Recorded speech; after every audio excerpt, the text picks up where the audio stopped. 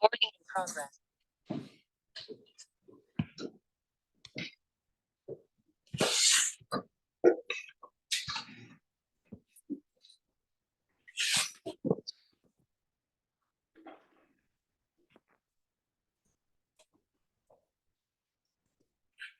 네, 준비되셨으면 바로 1부 발제 시작할게요. 저희 조가 이번에 발표할 내용은 이 5장 프로바빌리티 뉴럴 네트워크에 대해 발표할 거고요. 그 중에서 제가 1부에서는 여기 앞에 있는 풀리 커넥티드 네트워크랑 컨볼루전 네트워크 이거 두 개 하고 2부에서 이어서 로스 펑션 부분 이어가도록 할게요. 그래서 들어가기 전에 개괄을 소개해 드리자면은 지금까지 저희가 딥러닝을 이루는 여러 가지 이론에 대해 배웠죠. 그래서 이번 시간에는 약간 코딩 쪽으로 적용해보는 방향으로 한번 세션을 진행해 볼 건데, 먼저 딥러닝은 여러 가지 히든 레이어들이 겹겹이 쌓여서 이루어진다는 걸 지금까지 다 세션에서 들으셨을 거예요. 이때 딥러닝을 이제 레이어를 쌓아서 만드는데 이렇게 만들 수 있는 방법에 여러 가지 방법이 존재하죠.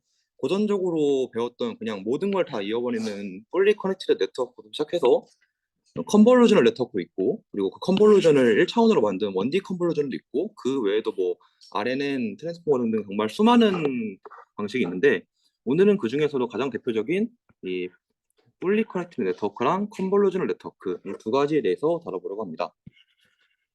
그렇기 때문에 우리가 이 실생활에 있는 여러 가지 문제를 딥러닝을 통해 해결을 할 때 이 적당한 모델을 어떻게 설정하느냐, 이게 굉장히 중요한 이슈가 되는데요. 그래서 우리는 해결하고자 하는 문제에 따라서 적절한 타입의 딥러닝 모델을 선택해야 하고, 오늘은 바로 이제 어떤 상황에서 어떤 레이어를 선택해 효율적인지 한번 알아보도록 하겠습니다. 책에서 들어준 예시 몇 가지를 들고 와봤는데요. 이 기본적으로 뭐 엑셀 시트와 같이 로컬 스트럭처가 없는 경우, 그리고 이미지 데이터와 같이 로컬 스트럭처를 가지는 경우 이렇게 있는데, 이 로컬 스트럭처가 무슨 말인가에 대해 설명을 해보자면은, 먼저 엑셀 시트 같은 경우에는 숫자가 나오겠죠. 예를 들면은 점수를 말하는데 뭐 예준이의 점수가 있고 유민이의 점수가 있고 또 누구 있을까요? 희준이 형의 점수가 있다 했을 때 이렇게 100점, 90점, 100점이래요. 근데 이게 지금 얘가 여기로 올라갈 상관이 없죠.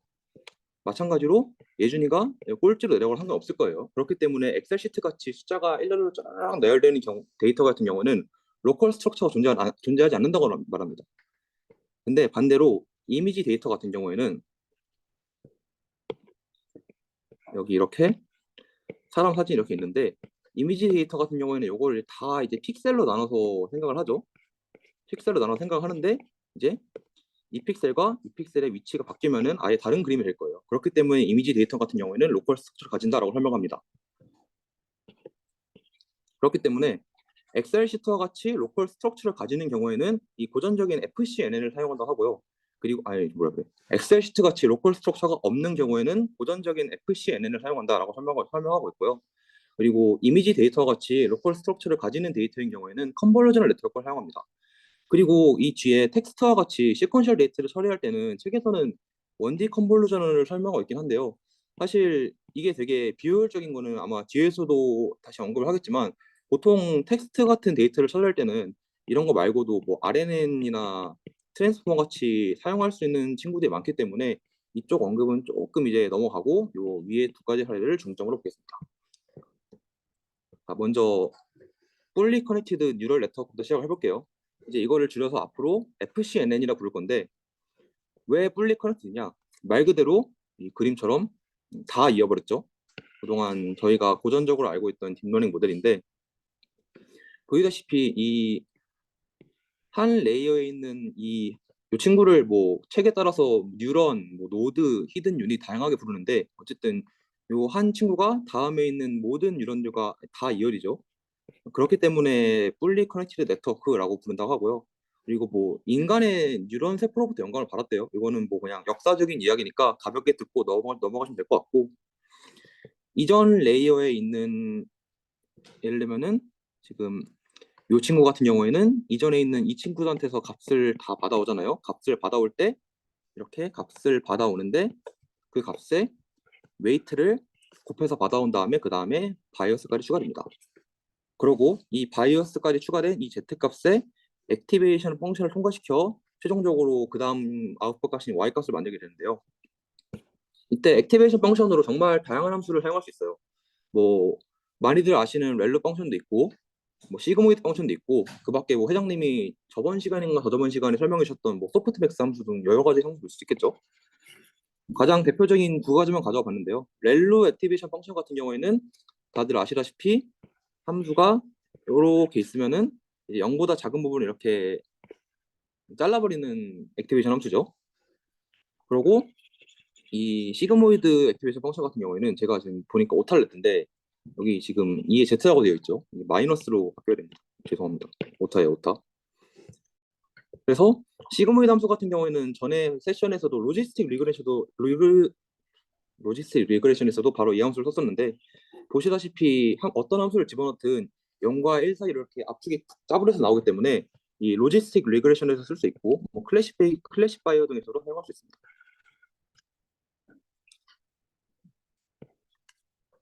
그리고 렐루 같은 경우에는 아무래도 이 시그모이드 같은 경우에는 지수 계산도 들어가야 하기 때문에 계산이 조금 느리게 되는데 렐루 같은 경우에는 그냥 간단하게 0보다 작은 부분만 탁 날려버리면 되기 때문에 연산이 빠르다는 장점이 있고요. 그리고 이 시그모이드 같은 경우에는 어떤 친구를 넣어버려도 이렇게 푹 짜부를 시켜버리는데 렐루 같은 경우에는 이 0보다 큰 부분 같은 경우에는 이 기울기가 보존이 되잖아요. 그렇기 때문에 그레디언트의 소실이 없다라고도 설명합니다.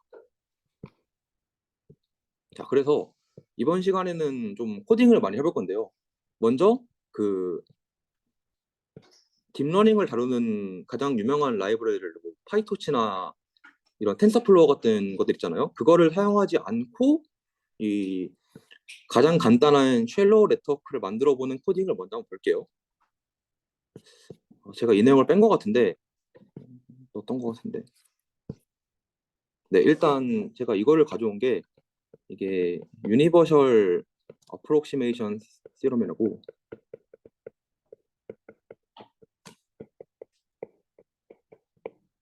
이게 딥러닝의 기초가 되는 원리라고 하거든요. 이 유니버셜 어프록시메이션 시럼에 의하면 여기 이 풀리 커넥티드에서 이 이렇게 하나, 둘, 세 개까지 필요 없이 레이어 딱 하나만 있어도 이 레이어 하나만을 가지고 이 존재하는 모든 이런 별의별 연속 함수를 다 모사할 수 있다. 이게 바로 유니버셜 어프록시메이션 시럼의 내용인데요.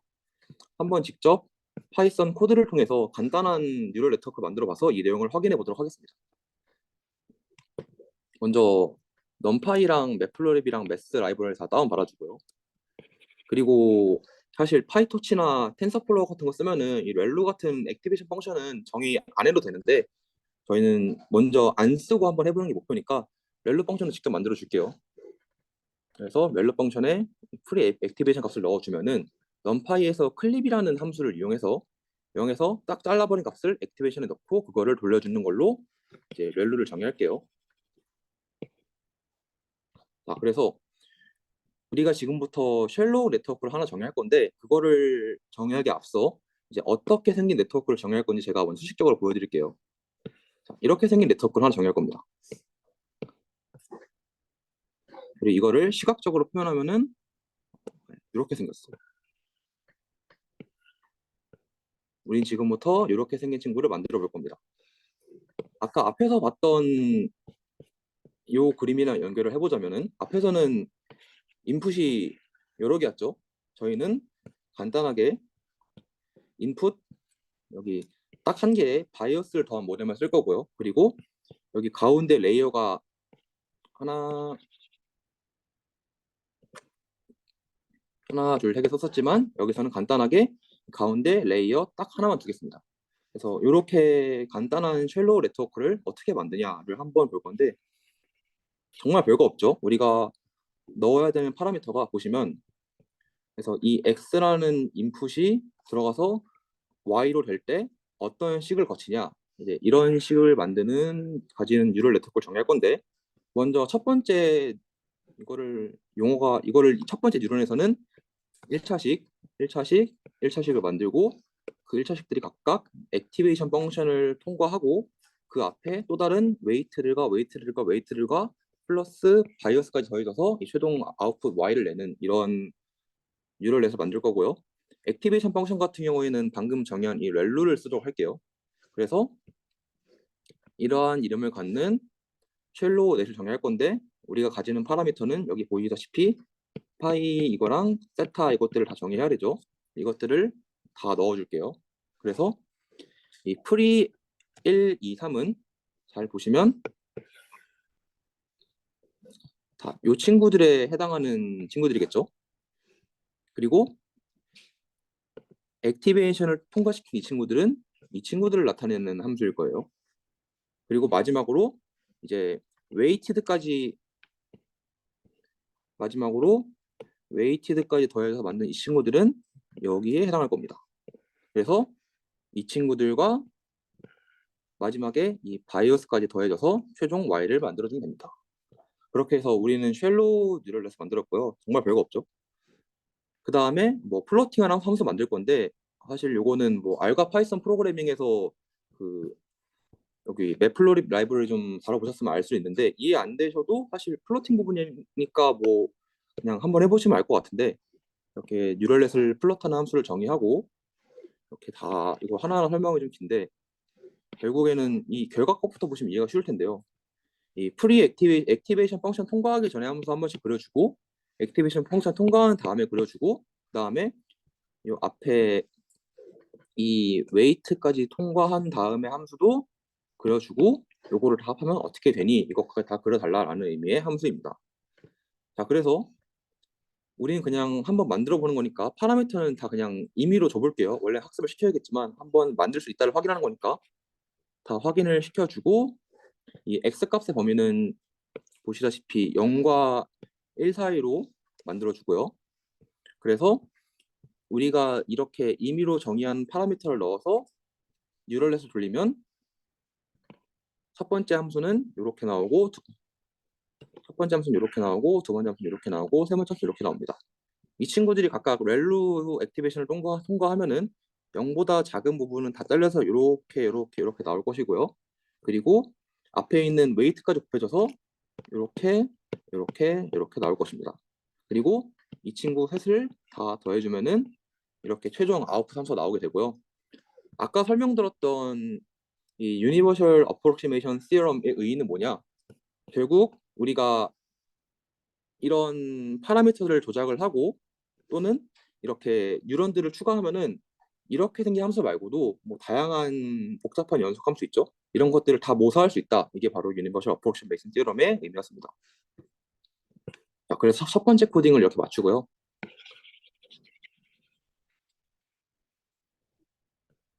자, 두 번째로 풀리 커넥티브 네트워크를 통해서 뱅크노트, 그러니까 지폐죠, 지폐. 이 지폐가 위조 지폐인지 아니면은 찐품인지를 구분하는 이 바이너리 클래시파이어를 구현해 보고자 하는데요. 이제 한 번은 히든 레이어를 만들지 않고 만들어 보고 그 다음 번은 히든 레이어를 이용해서 두 개의 뉴럴넷을 만들어 본 다음에 그 두 개의 성능을 한번 비교해 볼 겁니다. 지금부터는 이제 아까 한번 그 텐서플로우 안 쓰고 만들어 봤으니까 지금부터는 이 텐서플로우 라이브러리를 써서 한번 만들어 볼게요. 아직 익숙하지 않으신 분들도 있으실 텐데 기본적인 내용 그렇게 어렵지 않으실 테니까 한번 따라 보시면 될 것 같아요. 자, 그래서 우리가 분석하고자 하는 데이터가 어떻게 생겼냐? 제가 이거를 넣는 걸 까먹었는데 보시다시피 이 주황색으로 찍힌 점들이 이제 진짜 지폐고 이 파란색 세모로 된 이 친구들이 이제 위조 지폐입니다. 그리고 이 친구들이 가지는 다양한 특성들이 있어요. 무슨 뭐 보니까 컬터시스 무슨 뭐 첨도 외도 다양한 이런 걸 변수를 써가지고 이 친구들 특징을 설명하는데 우리는 이거를 시각적으로 확인해 보기 위해서 딱 두 개 그림 잘렸는데 두 개의 변수만 써가지고 이 친구들을 구별해 볼 거예요. 그래서 보시면 이 진짜 지폐하고 위조 지폐를 구분을 해야 되는데 이 경계선이 이 칼로 무자르듯이 딱 나누기가 되게 어렵죠. 그래서 이렇게 어려운 분류 문제를 할 때 히든 레이어가 없는 친구와 히든 레이어가 있는 친구가 분류 성능이 있어서 어떻게 차이를 가지는지 한번 살펴볼 겁니다. 자, 그래서 라이브러리를 다 다운받을 거고요. 그 데이터 어떻게 생기셨는지 궁금하신 분들은 제가 카톡방에도 이 코드를 다 올려놨으니까 끝나고 한번 확인해 보시면 될 것 같아요. 그 이 URL로부터 데이터를 읽어올 거니까 URL에서 데이터를 읽어와서 이 로우 데이터에 넣어주고요. 그리고 아까 말씀드렸다시피 우리는 데이터 중 두 개의 변수만 할 거기 때문에 엑셀에서는 데이터셋의 변수를 중 두 개만 넣어줄 거고요. Y에는 이게 진짜인지 가짜인지 알려주는 라벨을 전환할 겁니다. 그래서 이거를 그려보면은 아까랑 똑같이 진짜 지폐는 주황색 점으로 위조 지폐는 파란색 세모로 나타나게 됩니다. 지금부터 이제 텐서플로우 라이브러리를 이용해서 뉴럴넷을 만들어 볼 건데요. 먼저 모델을 먼저 이 시퀀셜 이걸 써가지고 모델 만들기를 시작하고요. 그 다음에 모델에 이제 새로운 레이어를 하나 더 해줄 겁니다. 근데 우리는 이제 아까 말씀드렸다시피 레이어가 없는 뉴런 하나짜리 모델을 만들 거기 때문에 이 덴스는 1로 만들 거고요. 그 인풋 사이즈 같은 경우에는 아까 여기가 2차원 데이터였기 때문에 그리고 배치 사이즈는 나중에 따로 정할 거여서 배치 사이즈, 2로 인풋 사이즈 쉐이프를 넣어주고요. 그리고 액티베이션 펑션으로 이번에는 시그모이드 함수를 사용할 겁니다. 그리고 저번에 회장님께서도 설명해 주신 내용인데 옵티마이저로는 스토캐스틱 그레디언트 디센트를 사용할 거고 러닝 레이트는 0.15로 설정을 할게요. 그리고 이렇게 해서 이제 로스는 바이널리 크로스 엔트로피를 쓰고 컴파일링해서 모델 구축까지 끝냅니다. 그리고 이제 여기 이제 네트워크를 트레이닝 하면 되죠. 모델을 점빗을 통해서 이제 이 트레이닝 시키는 걸 히스토리에 저장을 하고 배치 사이즈는 128 그리고 에포크 그러니까 이터레이션은 400번을 하겠다. 이렇게 해서 네트워크를 트레이닝을 해보고 뭐 요거는 이제 트레이닝을 하는 동안 이 액큐러시와 로스가 어떻게 변하냐 이거를 시각화하면 이렇게 되는데 나타나 보면은 이렇게 이터레이션이 진행됨에 따라 로스가 계속해서 줄어들고 있는 거 볼 수 있죠. 자 그렇게 해서 이 내용이 조금 복잡하긴 한데 먼저 결과 것부터 보면은 이렇게 나와요. 하나의 뉴럴넷으로 학습했을 때 보시면은 디시전 바운더리가 다 이렇게 리니어하게 직선으로밖에 못 나오죠. 이제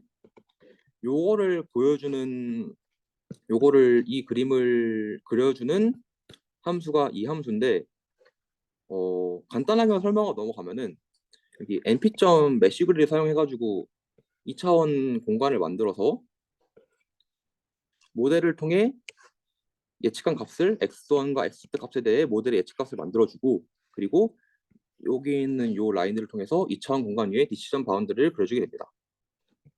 그렇게 해서 히든 레이어가 없는 경우에 디시전 바운드를 살펴보면은 이렇게 완전 선형적으로밖에 구분을 못하죠. 이 친구가 지금 모델이. 근데 이번에는 저희가 히든 레이어가 있는 모델을 만들어 볼 건데 마찬가지로 모델은 시퀀셜에서 히든 모델 만들기를 시작하고 이번에는 뉴런이 8개짜리 히든 레이어를 추가할 거니까 모델.add dense를 8짜리로 줄 거예요. 이러면은 뉴런이 8개짜리 히든 레이어가 하나 추가되고 그리고 나머지는 위의 환경과 동일하게 세팅합니다.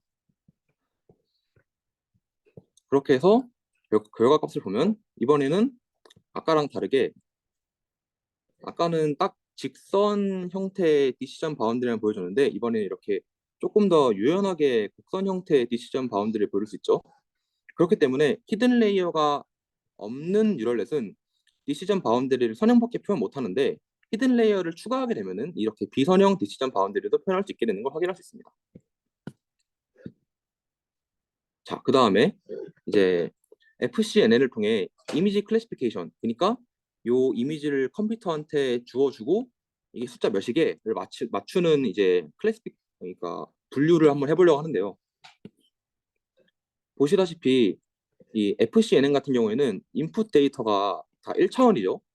2차원 데이터를 받을 수 없기 때문에 저희는 이 그림 자체를 못 주고 이 그림을 다 1차원 벡터로 펼쳐서 넣어야 됩니다. 그렇기 때문에 만약에 이렇게 그림이 있고 그림의 픽셀이 이렇게 구성이 된다면 우리는 얘를 통째로 넣어주지 못하기 때문에 얘를 이렇게 일자로 쫙 펴서 넣어줘야 돼요. 이렇게. 그렇기 때문에 우리가 28 곱하기 28 픽셀의 이미지만 넣어준다 해도 여기 784개의 인풋을 넣어줘야 되기 때문에 학습해야 되는 파라미터의 수가 기하급수적으로 늘어납니다. 그렇기 때문에 여기서 이제 fully connected 네트워크의 한계점이 드러나게 되는데요. 자, 이렇게 그 손글씨로 쓰여진 0부터 9까지의 숫자를 모아둔 데이터셋을 이 MNIST 데이터셋이라고 하는데요. 머신러닝에서 그 클래시파이어 모델을 구축할 때 되게 유명한 데이터셋이기 때문에 저희는 지금부터 이 데이터셋을 이용해서 FCNN 모델을 구축해 보겠습니다.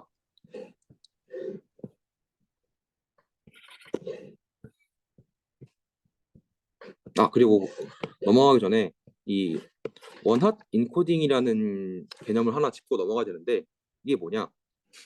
우리는 결국 0, 1, 2, 3부터 9 이 주어진 이 사진을 보고 이게 뭐냐를 분류해야 되는 건데 이 컴퓨터가 보기에는 0, 1, 2, 3, 4, 5, 6, 7, 8, 9 총 이제 10가지의 종류가 있는데 이게 지금은 숫자를 그림을 보고 어떤 숫자인지 알아맞추는 거여가지고 숫자로 나오지만 이게 만약에 0, 1, 2, 3, 4, 5, 6, 7, 8, 9가 아니라 예를 들면 무슨 이 그림에 그려져 있는 포켓몬을 보고 어떤 포켓몬인지 맞춰야 되는데 뭐 이게 피카츄고 뭐 이게 뭐 라이츄고 뭐 이게 파일이라고 해봐요. 그러면 컴퓨터한테 뭐 피카츄, 라이츄, 파일이 꼬부기 할 수 없잖아요. 그렇기 때문에 우리는 컴퓨터가 알아들 수 있게 이 0은 1, 0, 0, 0으로 코딩하고 1은 0, 1, 0, 0으로 코딩하고 2는 0, 0, 1, 0 이렇게 코딩하고 마지막 9는 0, 0, 0, 1 이렇게 코딩해준 작업이 필요합니다. 그렇기 때문에 이 딱 하나의 1에만 모든 게 다 들어있다. 그렇기 때문에 이거를 원핫 인코딩이라고 하는데요. 이렇게 우리는 그 원핫 인코딩을 통해서 0부터 9까지의 숫자에 이러한 값을 배정해줘야 됩니다. 이제 원활 인코딩을 알았으면은 이제 MNIST 데이터셋을 분석하는 거 한번 해볼 건데 사실 뒤에 CNN이 훨씬 더 중요한데 이거 가지고 시간을 많이 쓸 수 없어서 그냥 간단하게 넘어갈게요. 그래서 아까랑 똑같이 모델 구축하는 걸 바로 넘어갈게요. 시간이 부족해가지고 모델 구축하는 걸로 바로 모델 구축으로 바로 넘어가는데 이번에는 이제 뉴런 100개짜리 히든 레이어 하나를 쌓았고 액티베이션으로는 시그모이드를 쓸 거고 그 다음에는 50개짜리를 넣을 거고 액티베이션 시그모이드고 마지막에 아웃풋 레이어에는 아까 보셨다시피 0부터 9까지 10가지의 아웃풋이 있을 수 있기 때문에 마지막 아웃풋 레이어에는 10개짜리를 추가하고 확률의 합을 다 1로 만들기 위해서 저번 시간에 회장님께서 설명해 주셨던 소프트맥스 함수를 사용할 것입니다. 그렇게 해서 트레이닝 해가지고 이렇게 하면은 점점 이게 뭐 정확도 높아지고 로스로 줄어들고 이런 거 다 확인할 수 있는데 이런 거 다 넘어가고 근데 여기서 제가 말하고 싶었던 건 FCNN 같은 경우에는 만약에 저희가 이렇게 생긴 오라는 그림의 픽셀을 무작위로 섞어서 이렇게 생긴 그림을 만들었어요. 그리고 0 이 그림도 섞어가지고 이렇게 생긴 그림을 만들었어요. 우리는 봤을 때 이게 뭔지 모르잖아요. 섞였는데 어떻게 알아? 알 수가 없는데 얘랑 얘는 똑같은 방식으로 섞은 거예요. 그러니까 규칙을 똑같이 섞은 거죠.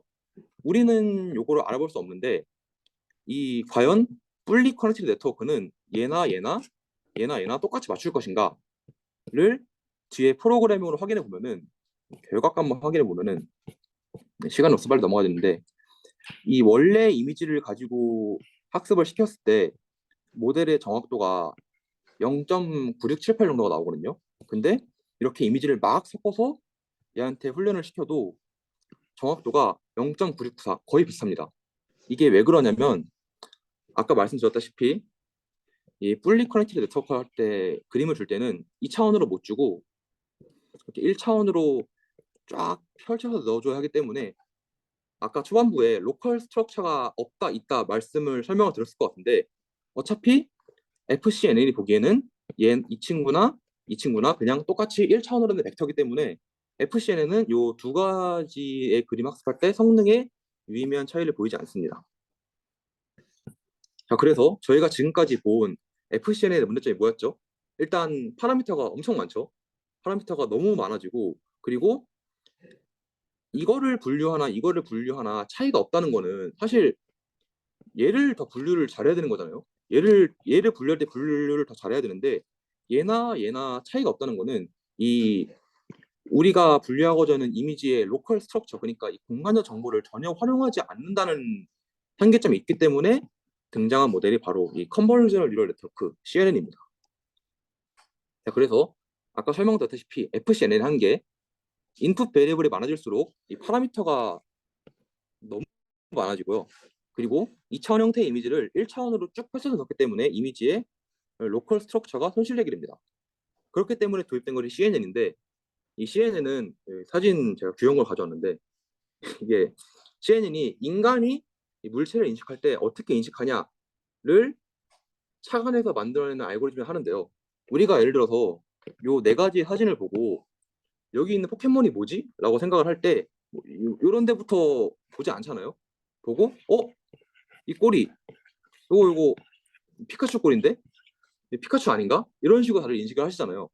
이런 데는 우리가 뭐 굳이 안 본단 말이죠. 인간이 볼 때 그냥 이렇게 특징적인 거, 꼴따구 이런 거 봐가지고 인식을 하는데 그렇기 때문에 우리도 이렇게 컴퓨터 학습을 시킬 때 이미지를 그냥 무식하게 하나로 펼쳐서 보기보다는 이렇게 공간적 정보를 흘려서 분리를 한다면 훨씬 더 효율적이지 않을까? 이렇게 인접한 픽셀들 사이에는 관련성이 더 있지 않을까? 라고 해서 시작한 아이디어가 바로 CNN입니다. 자, 그래서 이 피카츄의 이 컬러 이미지는 좀 어렵기 때문에 저희가 흑백 사진의 예시부터 시작해 볼게요. 애초에 이미지를 디지털화 한다는 게 이렇게 이미지가 있으면은 저희 이미지를 이렇게 여러 개의 픽셀로 나눠서 자, 이 칸에는 뭐 얼마만큼의 빛을 띄울까요? 뭐 12, 뭐 1, 뭐 110, 250 해가지고 0부터 255까지의 숫자로 나타낼 거란 말이죠. 사진 같은 경우에는. 그래서 저는 이거를 단순화하기 위해서 이렇게 생긴 예시를 들고 왔는데요. 간단한 설명을 위해서 이제 5 곱하기 5의 흑백 사진을 이용해 보겠습니다. 이 픽셀에서 요게 1이면 검정색, 0이면 흰색을 나타낸다고 할게요. CNN 같은 경우에는 어떤 식으로 이미지 분류를 하냐? 이렇게 생긴 원본 이미지가 있다 했을 때 이거보다 작거나 뭐 크기가 같아도 되는데 어쨌든 이렇게 생긴 필터가 이미지 전체를 훑으면서 패턴을 찾습니다. 근데 이렇게 이미지를 훑는다는 게 무슨 의미냐? 자, 여기 원본 이미지가 있죠? 이렇게 생긴 필터가 여기 가서 착 붙어요. 착 붙어서 연산을 하는데 어떤 연산을 하냐? 매트릭스 내적을 합니다.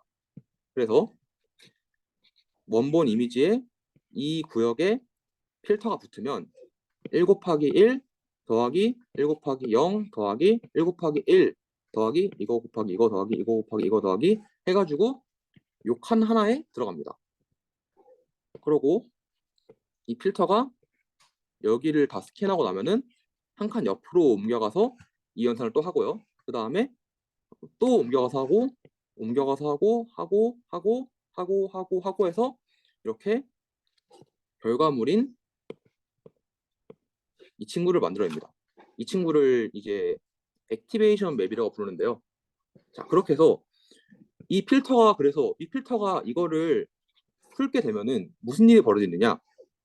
결국 이 필터가 원본 이미지를 훑을 때 하는 연산이 매트릭스 간의 내적이잖아요. 그렇기 때문에 요 부분의 패턴과 요 필터에 있는 패턴이 일치할수록 이 액티베이션 맵에 더 큰 값이 나오게 됩니다. 이거는 뭐 직관적으로 이해하셔도 되고 애초에 내적이라는 연산 자체가 이렇게 두 개의 벡터가 있을 때 이 두 벡터가 아예 이렇게 일치를 해버릴 때 값이 커지잖아요. 그렇기 때문에 이 원본 이미지를 스캔하면서 이 필터의 패턴과 가장 똑같은 곳에 있는 곳에서 이 액티베이션 맵의 값이 가장 커지게 됩니다. 이런 식으로 특징을 찾는 거예요.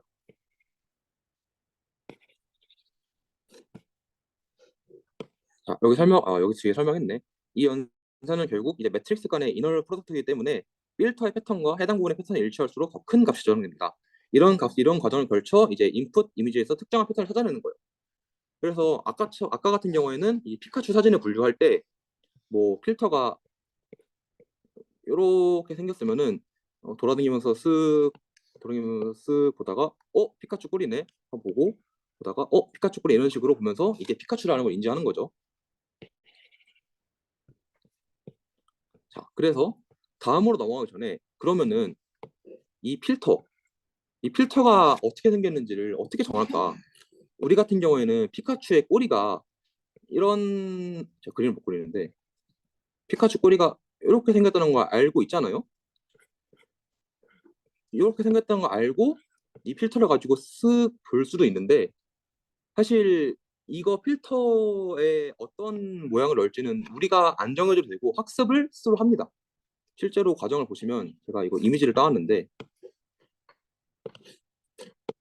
네, 이렇게 생긴 이미지를 따왔는데 이거는 저희 딥러닝 스터디 하고 있는 거에서 그 상윤 형님이 쓰셨던 자료를 이제 가져온 겁니다.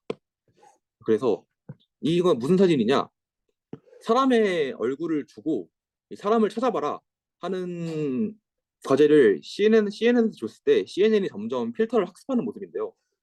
처음에 학습할 때는 이렇게 선 위주로 찾다가 그러니까 로우 레벨 피처라고 하죠.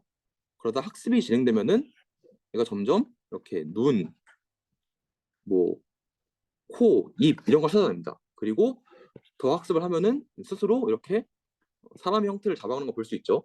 이런 식으로 필터를 학습시켜서 이제 이미지의 특징을 살리고 로컬 스트럭처를 살리고 그리고 파라미터를 줄여보겠다. 이게 바로 CNN의 AI입니다. 자, 근데 여기 보시면은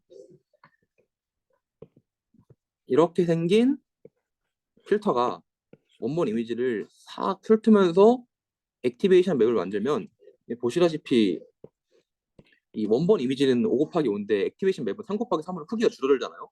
이제 이 손실을 막고 싶으면 이 원본 이미지가 이렇게 있는데 이 밖에 0들을 이렇게 다 둘러주게 되면은 뭐 아까 당장 이제 아까 예시에 이렇게 0이 밖에 한번 이렇게 보호 필름을 치듯이 쫙 쳐주면은 이 필터가 돌아다니면서 싹 풀고 액티베이션 맵을 만들어도 원래 이미지의 손실이 일어나지 않습니다.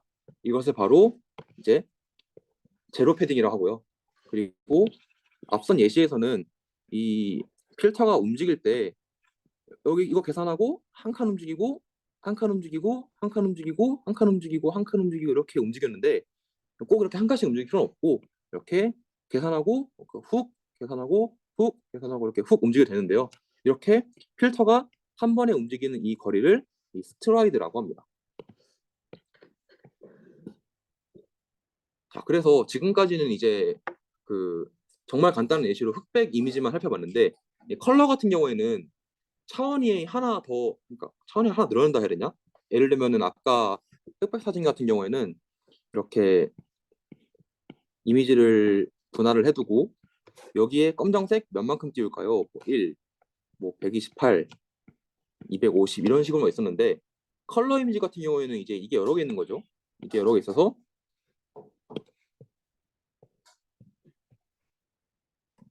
첫 번째에는 여기는 빨간색 얼만큼 띄울까요?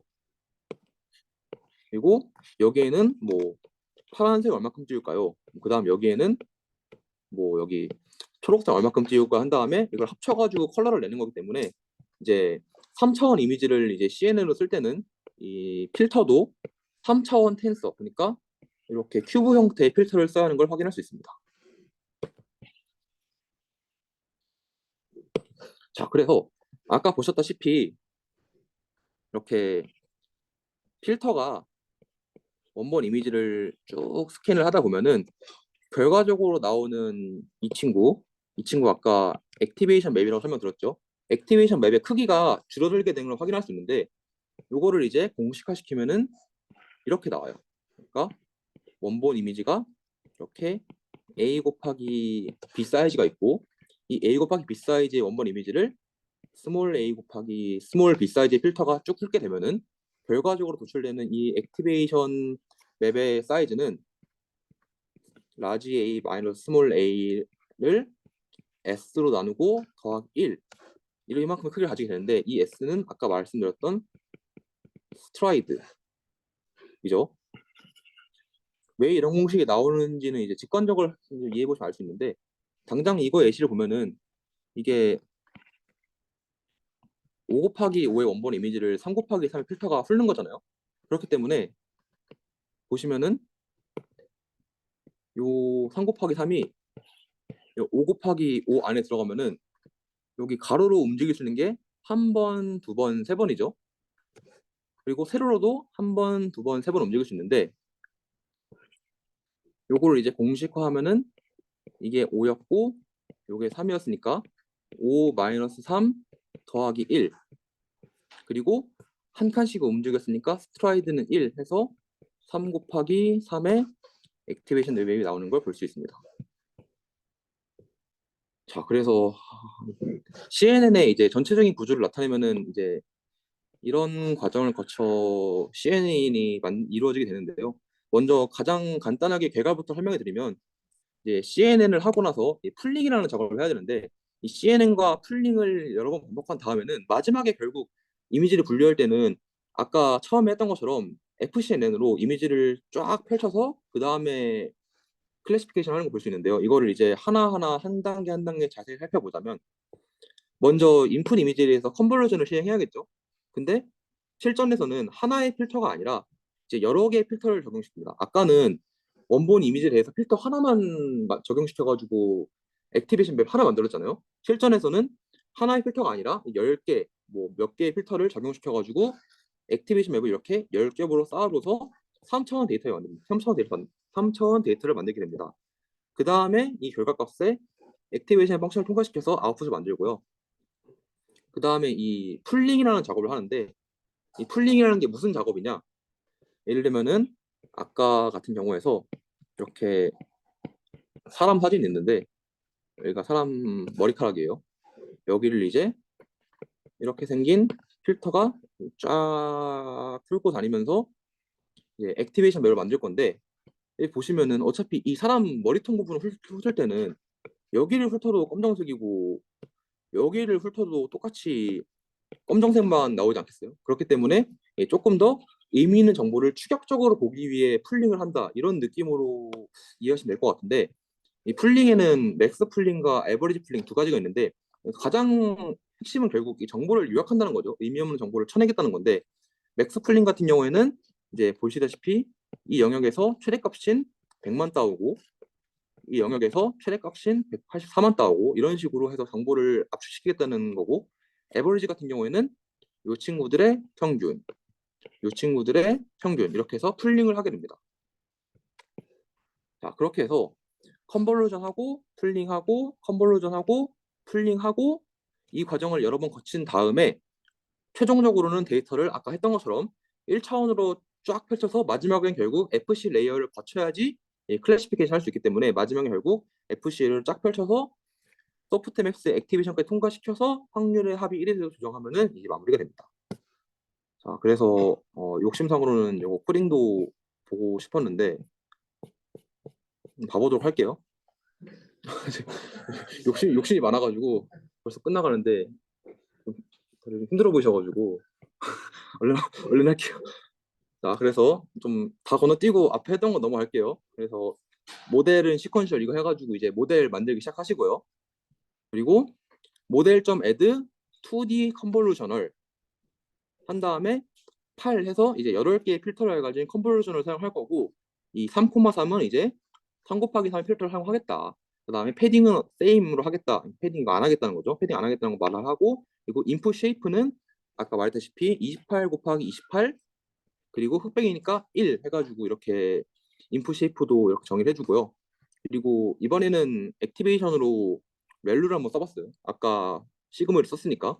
그리고 한 번 더 이제 레이어 더하고 액티베이션하고 맥스 쿨링 한번 해주고 그 다음에 컨볼루션을 이제 16개짜리 필터로 컨볼루션을 하고 액티베이션, 컨볼루션, 액티베이션, 맥스 쿨링.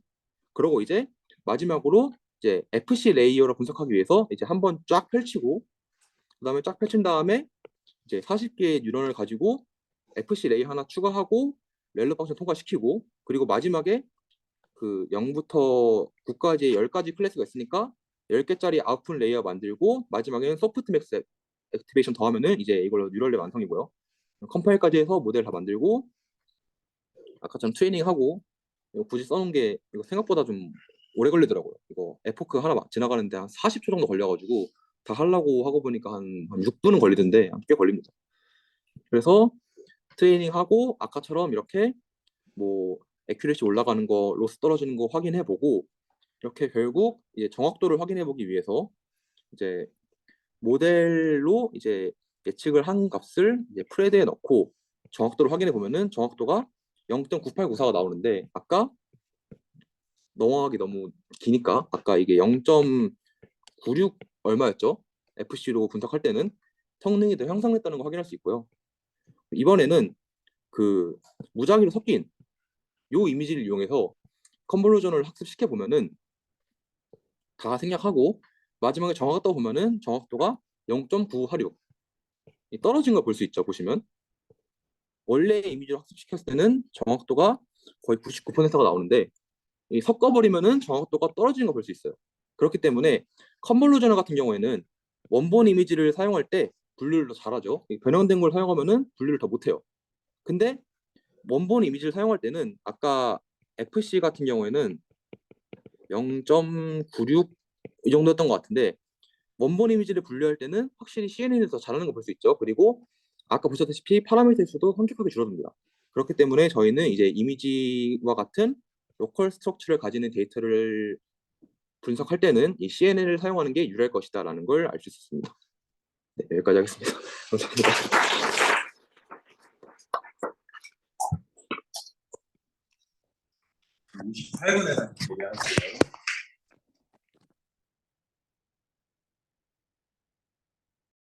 아, 됐다. 음, 네, 저희 2부 이어서 시작하도록 하겠습니다. 네, 안녕하세요. 이번 이제 앞에 너무 잘해주셨는데 이제 이어서 발표할 김태형이라고 합니다. 잘 부탁드립니다. 이제 그 뭐 오늘 연사 특강에서도 이제 NN에 대해서 열심히 말씀해 주셨는데 사실 제가 맡은 부분도 그렇게 크게 다르진 않은 것 같아요. 되게 앞에 했던 거를 이제 반복한다는 느낌이 많이 들 수도 있는데 그냥 이제 이 사람은 이 책의 이 부분을 이렇게 이해했다 정도로 이제 생각해 주시면 될 것 같습니다. 일단 이 책의 이 챕터 제 앞에 있는 그림인데 그냥 머신러닝 뭐든지 정체를 까보면 뭐 맥스라이크가 들어가 있다라고 뭐 애지간하면 안 넣고 싶었는데 너무 좀 적나라하게 들어가 있어서 간단하게 넣어봤고요. 그 다음에 이 책에서 그 다음으로 설명으로 넣어준 거는 그냥 단순한 예시를 들었습니다. 주사위 하나를 이제 가지고 굴리시는데 뭐 저 달러 표시가 하나 있으면 당연히 뭐 6분의 1이라는 확률이 나올 텐데 그거를 이제 여러분들도 많이 아시다시피 뭐 10번 굴렸을 때 뭐 한 번 나올 확률은 뭐 이항분포에서 확률을 하는 뭐 10 곱하기 6분의 1 곱하기 6분의 5의 9승 뭐 이런 식으로 나오겠죠. 그런 거에 대한 얘기를 앞에서는 그냥 서론처럼 간략하게 하고 있습니다. 그래서 사실 이 부분을 제가 굳이 열심히 설명하는 거는 좀 아닌 것 같고요. 그래서 간단하게 여기 교재에 나와 있는 식들만 여기 조금 옮겨놨으니까 뭐 여러분들도 혼자서 잘 이해하실 수 있을 부분이라고 생각을 합니다. 그다음에 이 책에서 이제 뭐 이거를 식으로 하는 거는 여러분들도 잘 하실 수 있을 테니까 뭐 여기 간단한 코드 가지고 뭐 잘 보라고 나와 있는데 뭐 사실 그냥 저기서 이제 KNP 설정한 다음에 이제 여기 있는 뭐 플롯으로 나타냈는데요. 이제 손으로 계산한 확률들이랑 그냥 같다는 거를 이제 뭐 증명시켜준 당신의 계산이 틀리지 않았다 뭐 이 정도 역할을 하는 걸로 이 그래프는 역할을 맞추는 것 같고요. 근데 다만 이제 뭐 굳이 의미를 하나 찾자면 이 다음에 방금 제가 말씀드린 이제 주사위를 굴렸을 때 뭐 달러가 몇 개 나올 건가에 대한 얘기를 뒤집어 가지고 그냥 만약에 이 책의 예시로는 뭐 카지노 가셨는데 이제 달러 표시가 두 개 나왔다. 근데 그러면은 이 주사위에 원래 그려져 있을 달러가 몇 개일까요? 라고 묻는 문제에서는 이제 당신이 뭐 어떻게 해석을 해야 될까라는 그런 예시를 지어 얘기를 해줍니다. 그럴 때는 이제 앞에서 했던 코드랑 다 똑같은데 아마 제 기억상 앞에서는 이제 K가 바뀌었던 반면 여기서는 이제 K가 고정되고 이제 P가 이제 바뀌는 이런 형태로만 이제 코드가 차이가 있습니다. 그래서 저저번 토요 세션이었나요? 그냥 저는 이거 딥러닝 아예 몰랐는데 뭐 데이터가 고정됐을 때 뭐 모델을 열심히 이제 가정하고 생각한다라는 개념을 이 책에서도 뭐 이런 이제 단순한 주사위 예시로 알려주는 그런 과정을 처음에 가지고 있습니다. 그 다음에 또 이 책에서 언급한 부분이 이제 뭐 확률이란 표현을 쓰지 않고 이제 likelihood라는 표현을 쓴 이유가 이제 일반적으로 뭐 확률 분포에 이제 다양한 확률들을 다 싸그리 모두 더하면 이제 1이 되셔야 되잖아요. 근데 그게 아니라 이 친구들의 합이 1이 아닙니다. 제가 계산했었는데 까먹어가지고 아무튼 1이 아니어가지고 일단 여기 나와 있는 것처럼 unnormalized probabilities 그다음에 이제 뭐 likelihood라는 표현을 쓴다라고 이 책에서 다시 정리를 해줬습니다. 그래서 여기까지가 이 책의 이제 개요 부분이고요. 다시 조금 더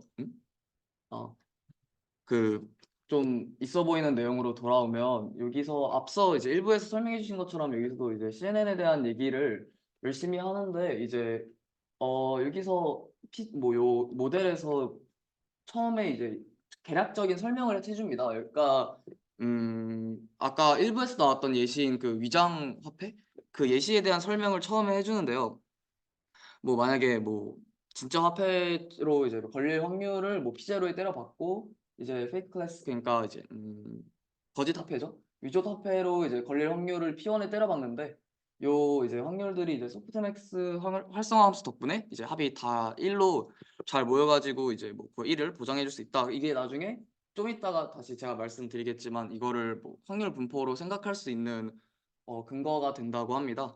그래서 이거를 제가 쭉 이 챕터를 쭉 살펴본 결과 이 챕터의 구성 이제 전체적인 구조가 약간 맨 처음에 이제 뭐 통계학 방법론에서 배우는 그 되게 간단하진 않지만 아무튼 선형이기를 이제 거기서 이제 가운데 레이를 껴놓고 이제 평균뿐만 아니라 분산도 여기다가 아웃풋에 넣을 때 뭐가 어떻게 바뀌는지를 이제 코딩으로 하나둘씩 보여주는 그런 이제 단원이라고 전체적인 약간 흐름도를 생각하시면 좋을 것 같아요.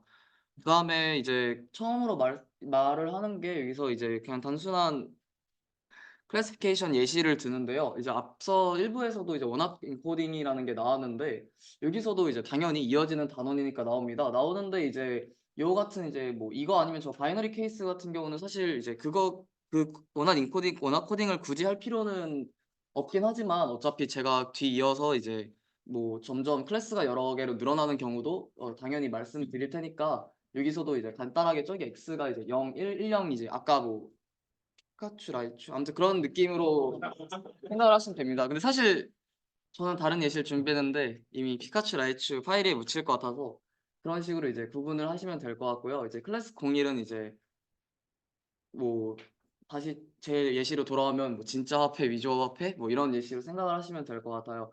근데 이제 아까 제가 맨 처음에 말씀드린 주사위 예시에서도 이제 우리가 일반적으로 확률들을 다 뭐 10 곱하기 뭐 6분의 1 하고 6분의 5를 9개 그냥 뚜루룩 때려 박을 수 있는 이유가 걔네 다 독립적이라고 가정해서잖아요. 그래서 얘 같은 경우도 이제 뭐 저기 나와 있는 트레이닝 전체적인 확률을 이제 계산을 하려면 이제 각 트레이닝 셋들의 이제 뭐 들어가는 것들이 다 이제 독립적이라는 가정을 여기서 깔고 시작하고요. 뭐 당연히 이런 식으로 바뀔 수 있을 테고 근데 이제 이렇게 생각하는 것보다는 이 책에서는 뭐 요거를 이제 확률 분포로 생각을 하는 게 좋을 거다. 그 다음에 이제 뭐 트레이닝 셋인 X랑 이제 웨이트 이제 훈련돼서 나온 이제 웨이트를 조건부로 가진 어떠한 이제 확률 분포로 생각하시는 게 이제 앞으로 딥러닝을 배울 때 뭐 저희한테 좋다고 하네요. 저는 아직 초입이라 못 느끼겠는데 그렇다고 합니다. 그다음에 이제 웨이트를 어떻게 찾냐에 대한 얘기를 간단하게 합니다.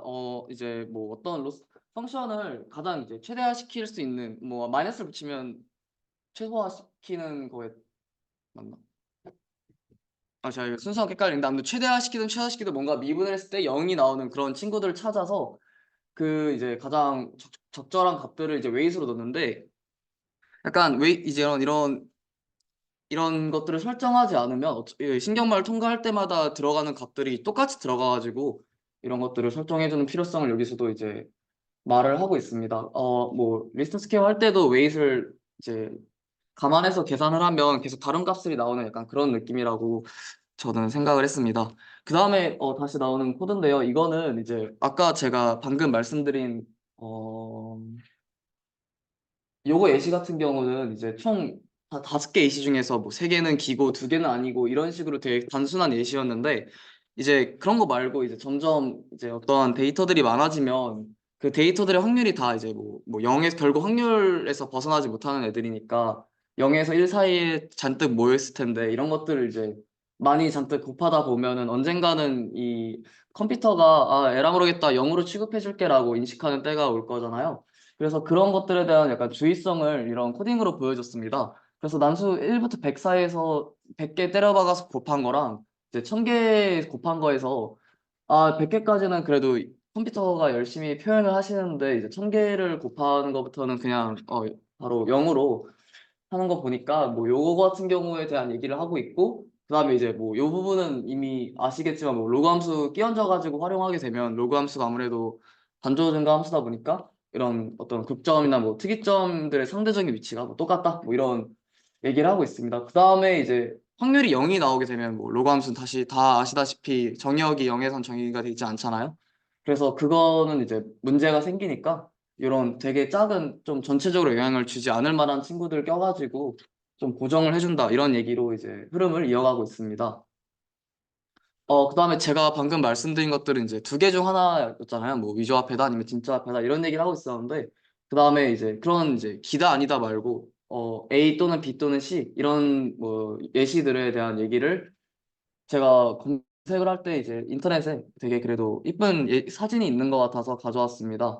그래서 요 같은 경우는 이제 원화 코딩이 의미가 있겠죠? 밑에 001, 100, 010 했는데 이제 얘네들이 이제 각각 구름, 태양, 달에 어느 것에 해당하는지 이제 열심히 분류하는 이제 과정을 이제 세 개 이상의 모델에서는 생각을 하시면 되고 여기서 이제 그림의 그다음 이 책에서 나온 예시로는 여기 아예 제가 기억하기로는 챕터 2 내용인데 아까도 일부에서 말했다시피 뭐 0부터 9까지에 있는 클래스 중에서 하나를 찾는 과정을 뭐 나타내는 모델은 이런 식으로 표현을 한다고 나와 있습니다.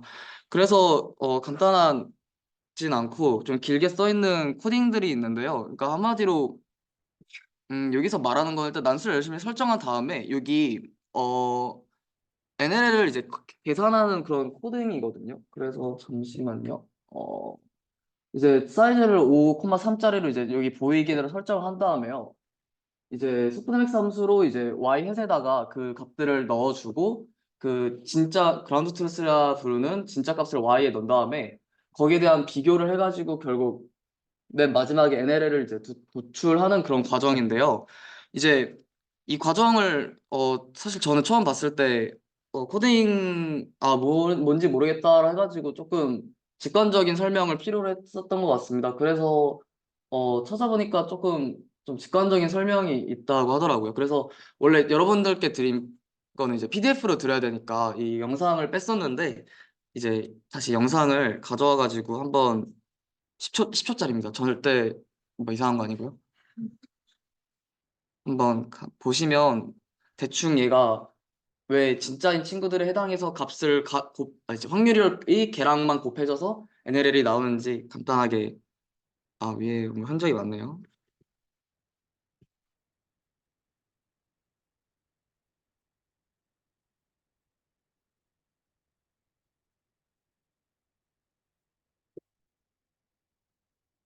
이상입니다. 그래서 이런 식으로 이제 자기에 해당되는 클래스에 해당하는 그 값들만 곱해져가지고 최종적으로 계산되는 거라는 거 좀 직관적으로 이해하실 수 있으면 좋을 것 같고 실제로 여기 나와 있는 오른쪽에 나와 있는 식에도 이제 자기에 해당되는 이제 확률값 나오는 것들 곱해진 게 이제 로그니까 더해져가지고 나오는 거를 이제 보시면 될 것 같습니다.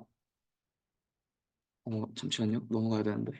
그 다음으로는 이제 한 얘기가 잠시만요. PPT. 음. 이제는 이제 회귀 문제에서 로스 펑션을 어떻게 뭐 유도할 수 있냐에 대한 얘기를 책에서 하는데요. 생각보다 시간이 너무 안 지났네요. 말을 조금 더 천천히 해보겠습니다. 아니, 내용이 그렇게 많지가 않아서 좀 길게 하기 어렵네요. 이제 회귀 문제에서도 이제 비슷한 얘기를 하는데 이제 여기 나와 있다시피 이제 진짜 값과 여기 있는 레지듀얼들을 제곱한 값들에 이제 자기 데이터셋 개수를 나눈 이제 MSE를 가지고 얘기를 하시는데 이제 통방에서 다들 배우는 내용을 반복하는 사실 내용입니다. 그래서 앞선 여기 글로 다 적혀 있지만 제가 그래도 읽어드리면 회계의 경우에도 앞서 제가 클래시피케이션 할 때와 마찬가지로 이런 어떤 신경망의 결과값들이 막 딱 너 이 값, 네, 이 의미하는 게 아니라 어떤 이제 확률 함수가 아니라 분포의 이제 파라미터들을 이제 의미하게 된다라고 이제 비슷하게 생각하시면 될 것 같아요. 근데 다만 이제 앞서 제가 말씀드린 거 같은 경우는 이제 뭐 0, 1 아니지, 그러니까 태양, 뭐 달, 구름 아니면 뭐 위조화폐, 가짜화폐 아니면 일부의 예시처럼 이제 어떤 뭔가 딱 끊어져 있는 친구들인 거에 반면 이제 요 경우는 이제 관측값들이 연속적이라 아까 연습 특강에서도 나왔던 것 같은데 이제 정규 분포들을 활용해서 이제 좀 구성을 한다라고 생각을 하면 될 것 같아요. 그 다음에 아까 이제 베르니 분포 할 때는 그냥 P, 1-P 이런 식으로 사실 P만 알면 나머지 확률은 바로 알 수가 있잖아요. 근데 그거와는 다르게 얘는 그래도 정규 분포다 보니까 평균이랑 분산을 둘 다 가지고 이제 생각을 합니다. 근데 이제 어 일단은 맨 처음 설명할 때는 이 책에서는 이제 고정된 값으로 생각을 하고 이제 평균을 조정한다라고 이제 가정을 뒀습니다. 그 아마 책의 설명에 따르면 챕터 5가에는 이제 분산도 x에 영향을 받는다라는 가정을 두는데요. 그거는 네, 그때 담당하시는 분이 잘 설명해 줄 것 같아서 저는 여기까지 하겠습니다. 그래서 끝난 건 아니고요. 계속 이어가면 이제 아까 했던 얘기인데요. 이제 이게 이제 혈압에 대한 가장 흔히 나오는 이제 혈압에 대한 예시를 들고 왔습니다. 그래서 이제 X축이 이제 나이 연령대시고요. 이제 Y축이 이제 혈압 예시인데요. 이제 22세 같은 경우 111의 값을 띄는 게 가장 뭐 높겠지만 뭐 아무래도 분포를 띄다 보니까 뭐 다른 값들도 된다 이런 설명을 하고 있고요. 그다음에 이제 그러니까 방금 전 3챕터에서 했던 그런 라이클리후드 값을 여기서는 이제 이 정규 분포의 이런 함수값으로 이제 대체를 한다고 합니다. 그래서 이 책 원서를 보시면 이제 정규 분포에 대한 되게 자질구레한 설명들이 많이 나와 있는데 어 그냥 이제 식 나와 있고 정규 분포는 정말 뭐 좋은 식이다 뭐 그런 너무 의미 없는 식들만 나와 있어가지고 제가 굳이 언급하진 않았습니다. 책을 보시면 아마 바로 넘기실 그런 내용이라 생각하시면 될 것 같고요. 그 다음에 이제 다시 혈압 얘기로 돌아와서 음 요거에 대한 것들을 이제 요 코드로 간단하게 예시를 나와주고 있습니다. 그래서 첫 번째 부분을 보시면 일단은 로스 펑션을 만듭니다. 이 로스 값들을 다 더해가지고 이 그러니까 로스라는 요 변수에 넣어서 이제 로스를 때려놓은 그다음에 이제 시퀀셜 함수를 가지고 이제 모델을 만듭니다. 이 케라스에서 가져온 걸로 저는 일단은 알고 있습니다. 그 다음에는 여기 보시면 마우스가 움직이네요. 일단 선형 활성함수를 가지고 왔고요. 그다음에 이제 여기 배치가 논 콤마 1이라고 하는데 이 논 값이 임의의 배치 크기를 의미하는 어떤 그런 이제 설정 코딩이라고 합니다. 그다음에 마지막으로는 여기 모델.컴파일 로스 마이너스 옵티마이저 아담이라고 하는데 이제 옵티마이저 함수로 이제 아담이라는 친구를 쓴다는데 이 친구는 그동안은 계속 많이 썼는데 요즘에는 잘 안 쓰는 그런 이제 친구라고 합니다. 그래서 이제 열심히 이제 모델을 만들면 아마 뒤에서 이런 식으로 포치당 어떤 이제 MST 값들을 쭉 계산을 해주는데요. 그냥 이 계산을 할 수 있다라는 거를 이 코딩으로 증명을 해주는 부분이라 여러분들도 아마 쉽게 따라하실 수 있지 않을까 싶습니다. 그 밑에 있는 부분을 제가 말을 안 하고 갔는데요. 계산을 한 다음에 이제 마지막으로 이제 아까 말했던 이제 선형 회계 같은 경우는 이제 AB를 이제 어떤 웨이트를 가지고 있으니까 걔네들을 이제 학습된 거에서 가져온 다음에 그걸 가지고 이제 학습을 해서 그 다음 페이지인 MSE 값들을 네, 가져왔다라고 생각을 하면 될 것 같아요. 네. 그 다음에는 잠시만요. 파일이 안 넘어가네. 네. 그 다음에 이제 뭐 이 했던 내용에 대한 얘기 정리를 여기서 하고 있는데요. 이제 정규분포를 애지간하면 쓰는 건 맞지만 이제 정규분포 특성상 실수 전체에서 되게 부드럽게 정의되는 것만큼 뭐 개수와 같이 이제 양수 이제 0 이상의 수들을 가져야 되는 것들에는 이제 정규분포를 적용하지 않는 경우도 있는데 이 역시 이제 대체되는 다른 분포들은 이제 5장에서 나온다고 합니다. 그 다음에 이제 제가 아까도 말씀드렸지만 이제 분산을 상수로 고정하지 않고 이제 확률 변수로 취급하는 얘기도 이어집니다. 그래서 아마 제가 알기로 코딩이 이렇게 두 개를 하면 마지막인데 요거는 이제 제 기억상 신경망 이제 히든 레이블을 이제 세 개를 넣고 마지막에 이제 똑같이 어떤 그 파라미터 개수들을 출력하는 그런 코딩인데요. 잠시만 보고 가면 아까 일부에서 말했던 그 렐루 함수를 이제 활성화 함수로 가져가고요. 제가 요 친구의 특성에 대해서 조금 찾아보니까 그 일반적으로 쓰는 함수와 다르게 그러니까 0까지는 이제 그러니까 이제 x축 기준으로 0까지의 값들은 이제 싹 다 y 값이 0인데 0부터 이렇게 쭉 일직선상으로 올라가는 값이라 이제 음수 부분에서 이제 값들이 존재하지 않고 다 0으로 존재해가지고 이제 이런 신경망에 걸리는 과부하를 좀 줄여준다고 하고요. 그 다음에 이제 계산의 효율적이 좀 증가하는 이제 활성화 함수라고 합니다. 그래서 이 친구들을 활용해서 여기서도 MSE를 계산하신 것 같고요. 그래서 이제 나온 어떤 이 서머리를 보면은 이런 식으로 각 망당 뭐 어떤 파라미터 개수들을 쭉 뽑아줍니다. 그 다음에 이제 거의 마지막인데요. 시간이 너무 괜찮나요, 회장님? 너무 제가 빨리 한 것 같은데.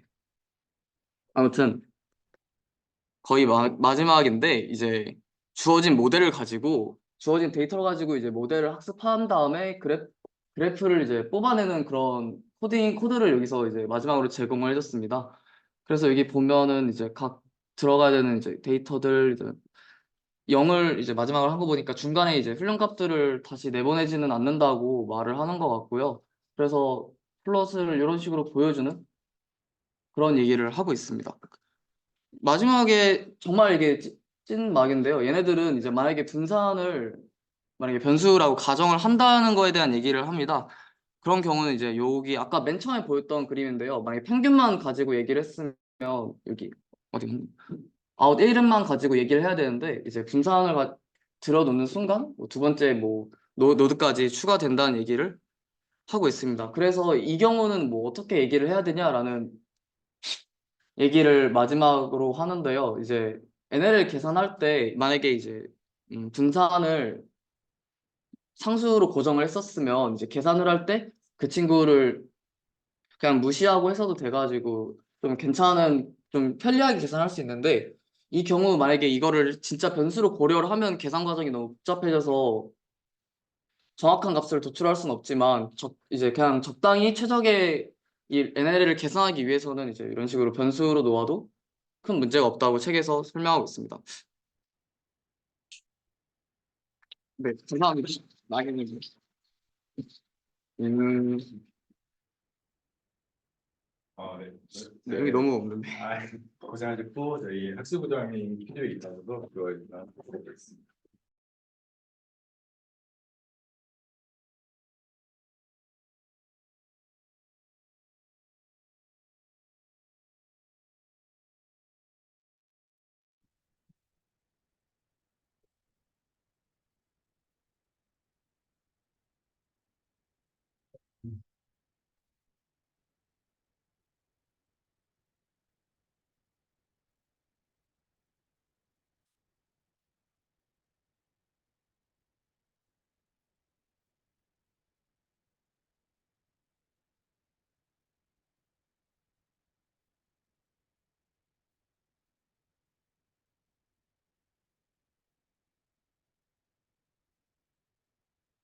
안녕하세요.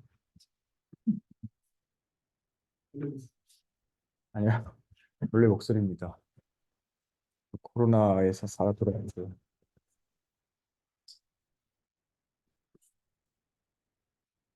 잠시만요.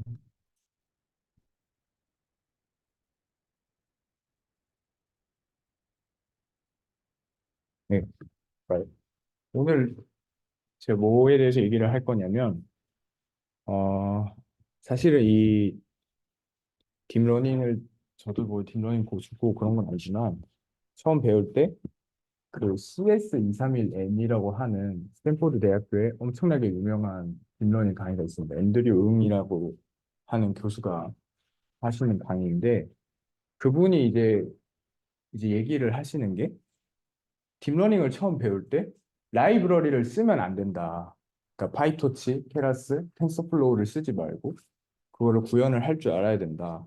그래서 사실은 저희 학교 응용 통계학과의 통머러 강의가 그거를 많이 따라한 그런 강의거든요. 그래서 엄청 유명한 강의인데 그래서 이제 제가 이번 시간에는 어 그러한 학습 같은 거를 그러면 우리가 아까 막 케라스 뭐 시퀀셜 어쩌고 막 이렇게 했잖아요. 그거를 쓰지 않고 한번 만들어 보려고 합니다. 예. 그래서 이제 몇 가지 제가 이제 예제로 만들어 놓은 모델이 있고 그거를 하기 위해서 배경 지식적인 거 몇 개를 설명을 해드릴 건데 간단한 거예요. 소프트 맥스 펑션은 이제 저렇게 생긴 함수인데 이제 문제가 뭐냐면 컴퓨터는 너무 작은 숫자나 너무 큰 숫자를 인식을 못 해버리잖아요. 근데 이제 생긴 걸 보면은 지수로 이제 승 위치로 들어가 버리니까 저 이제 A sub K가 너무 1000 정도만 돼도 컴퓨터는 인식을 못 해 버립니다. 근데 우리가 이제 여기다가 어떠한 식의 조작을 가할 수 있냐면 그런 거를 막기 위해서 여기다가 부모 문제에다가 우리가 0이 아닌 어떠한 똑같은 상수를 곱해도 괜찮잖아요. 그럼 우리가 이제 식을 조작하다 보면 이런 식으로 그려진다는 걸 알 수 있고 결론적으로 이게 무슨 말이냐면 우리가 어떤 적절한 숫자를 이 EXP 안에다가 더해도 익스포넨셜 안에 더해도 괜찮다라는 결론을 우리가 도출을 할 수가 있단 말이에요. 그래서 우리가 실제로 소프트맥스 함수를 우리가 직접 만든다고 하면은 식대로 넘파이만 써서 하겠습니다, 여러분. 저런 식으로 그냥 분자는 뭐 expa 근데 numpy.expa 뭐 이렇게 해도 되지만 실제로 우리가 케라스나 그런 거를 뭐 이미 있는 그 딥러닝 라이브러리를 이용해서 거기 안에서 소프트맥스를 쓸 때는 실제 함수는 이런 식으로 생겼다라는 것이죠. 그러니까 여기 보면은 C라는 거를 빼준 다음에 여기 A 자리에 집어넣어 주잖아요. 근데 이 C가 뭐냐면 인풋 밸류 중에서 가장 큰 애가 C가 되는 거죠. numpy.max A니까.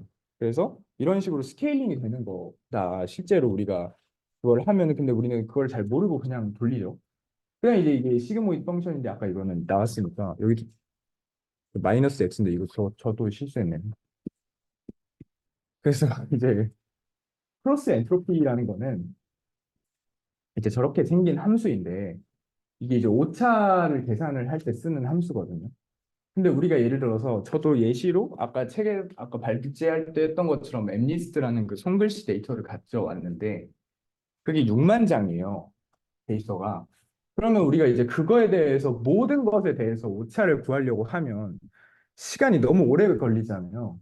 그래서 우리가 그 미니 배치라고 해서 그 6만 장 중에 예를 들어서 제가 그 배치 사이즈를 100이라고 두면은 100장만 뽑아서 걔에 대해서만 이제 학습을 돌리고 그다음 이제 그 다음번에는 다른 100장에 대해서 하고 그러니까 6만 장을 한 번에 다 보는 게 아니라 조금 일부 묶음씩 보겠다라는 거죠. 근데 여기서 만약에 제가 그 100장을 선택하는 방법에 그런 확률적인 방법이 들어간다면 그 이제 확률적인 방법이다 해서 스토캐스틱이라는 이름이 붙는 거고 그 일부만을 이용해서 우리가 어떠한 그 개수들을 최적화를 시키자고 할 때 우리가 예전에부터 계속 말했던 그레디언트 디센트라는 방법을 쓸 수가 있을 거잖아요. 경사하강법이라고 하는. 근데 우리가 그 일부에 대해서만 그러니까 스토캐스틱하게 뽑아낸 그 미니 배치에 대해서만 그레디언트 디센트를 적용하면은 걔가 그냥 스토캐스틱 그레디언트 디센트가 된다라는 거죠. 그래서 이게 이제 전혀 어려운 게 아니고 그러면 이제 그 그레디언트가 결국에는 그 미분값이 그레디언트인데 컴퓨터로 우리가 미분을 어떻게 계산을 하냐라고 한다면 이게 저게 미분 공식이잖아요. 저렇게 되면 이제 f 프라임 x가 되는 건데 컴퓨터는 저거를 계산을 할 수가 없죠. 그래서 우리가 컴퓨터에서 사람들이 어떤 방법을 쓰냐면 저 h 자리를 h를 0으로 보낸다는 거잖아요. 저기 극한의 의미가 결국에는. 그래서 h에다가 엄청나게 작은 숫자를 대입을 하는 거예요. 그럼 1, 저기 2 마이너스 50이라고 되어 있으면은 이제 0.00000000 이렇게 간다라는 거거든요.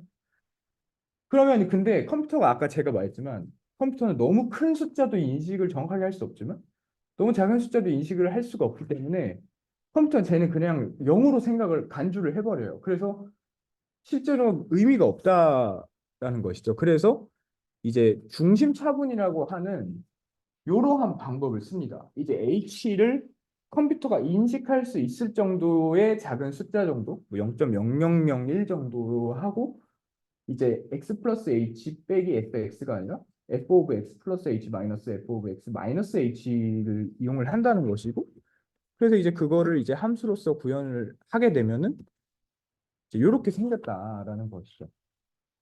그래서 예를 들어서 제가 여기서 f를 어떻게 정의를 했냐면 여기 있죠 여기 x라는 거는 이제 x0, x1 이런 식으로 되어 있는 거고 이제 앞에 거 제곱하고 뒤에 거 제곱해서 더하는 그냥 단순한 함수인데 이제 R2에서 R1을 매핑해주는 그런 함수인데 그러면 예를 들어서 그거를 3,4에서 미분을 하게 되면은 6,8이 나오고 0,4가 나오고 6,0이 나오니까 계산이 잘 되고 있다라는 걸 알 수가 있다라는 것이죠. 그래서 우리가 이게 컴퓨터가 어떻게 실제로 이거를 활용을 하게 되냐면 이거 이제 이게 그레디언트 디센트 메소드인데 제가 펑션 2를 다시 한번 볼게요.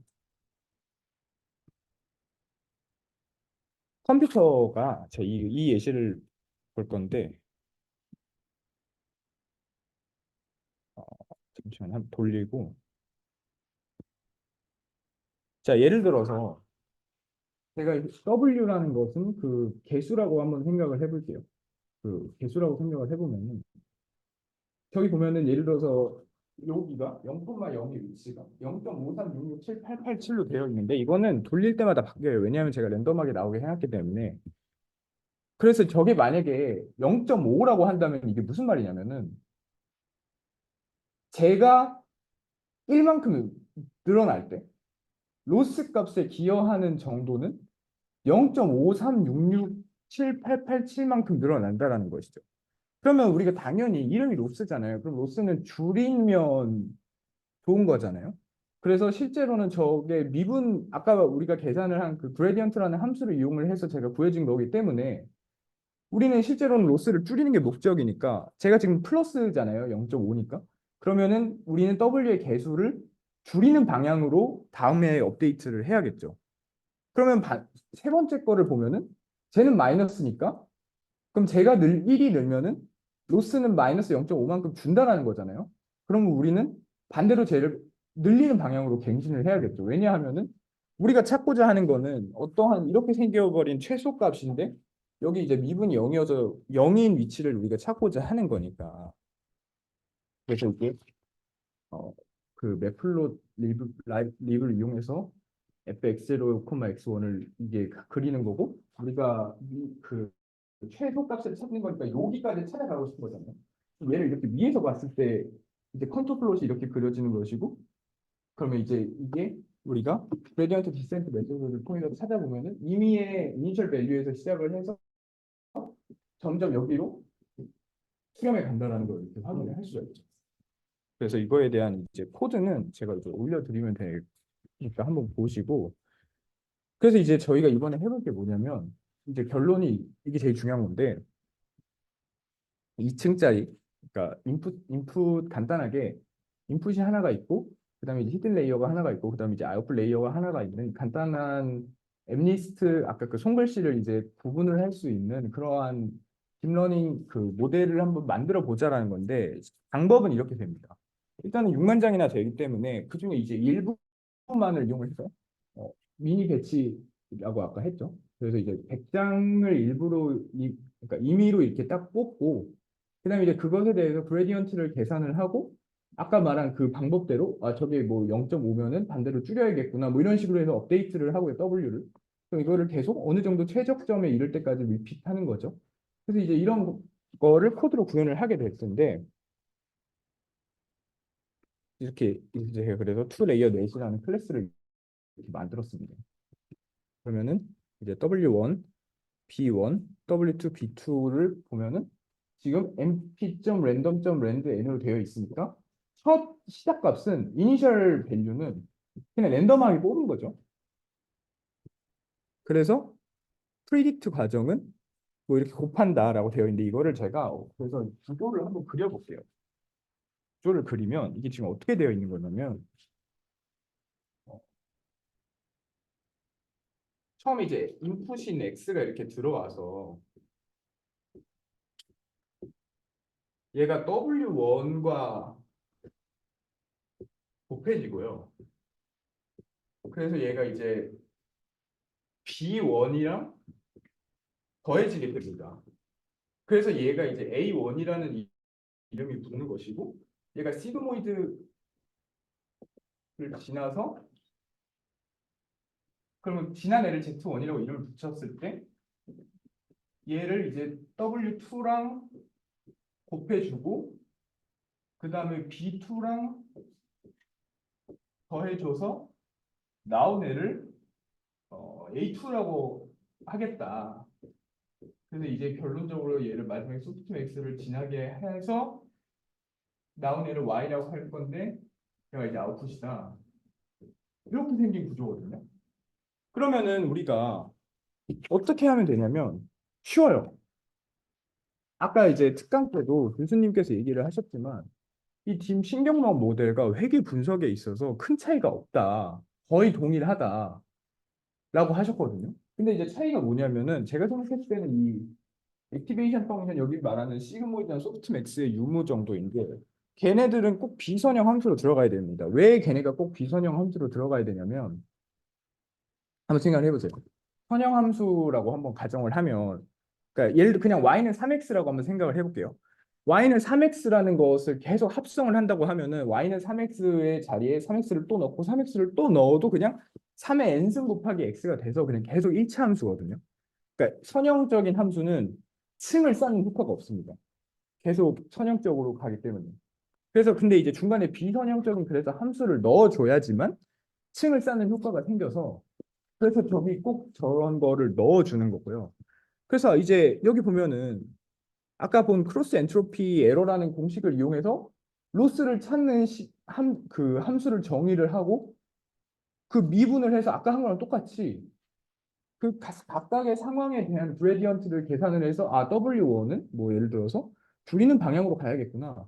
그거를 이제 매번 어느 정도 수렴할 때까지 계속 돌리면 되는 거죠. 그래서 아까 본 방법대로 돌려버리게 되면 제가 이거 돌려봤는데 한 30분 걸립니다. 수렴하는데. 그래서 이제 그건 그러면 이제 이게 좋지 않은 방법 이렇게 간단한 구조도 30분이 걸리는데 그래서 이제 나온 게 백프로파게이션이라고 하는 이제 역전파라는 방법인데요.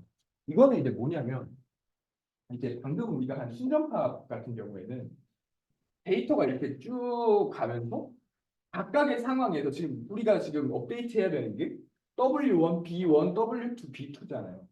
그럼 이제 얘네가 각각 로스에 얼마나 기여하는가를 찾아서 B1은 늘려야지만 로스가 줄겠구나. 약간 이런 식으로 각각의 상황에 대해서 계산을 하는 거거든요. 근데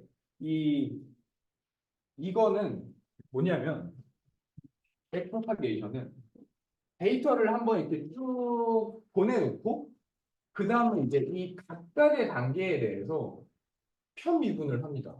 그래서 각각의 쉽게 말해 이렇게 생각하면 돼요. 그레디언트도 미분은 미분인데 어떤 차이가 있냐면 우리가 지금 저기 코드에 구현되어 있는 거는 이 모든 상황을 한꺼번에 고려를 하면서 얘는 어떻게 하고 얘는 어떻게 이렇게 하는 건데 이렇게 백프로파게이션은 지금 거꾸로 지나가면서 일단 첫 번째로 여기 단계만 보고 미분을 하고 두 번째로 여기 단계만 보고 미분을 하고 이런 식으로 생각을 하시면 됩니다. 그래서 역전파 방법은 이렇게 가는 거고 그러면 우리가 이제 역전파 방법을 그 손으로 이제 구하는 방법을 한번 해볼 텐데 곱하기랑 W밖에 없잖아요, 사실은. 그러면 우리 곱하기를 하게 되면은 예를 들어서 여기 x가 있고 여기 y가 있어서 얘네 두 개를 이제 곱해서 z라는 게 나온다라고 한다면 x, y는 z라는 간단한 식이 나오잖아요. 그럼 우리가 이제 x에 대해서 미분을 하게 되면은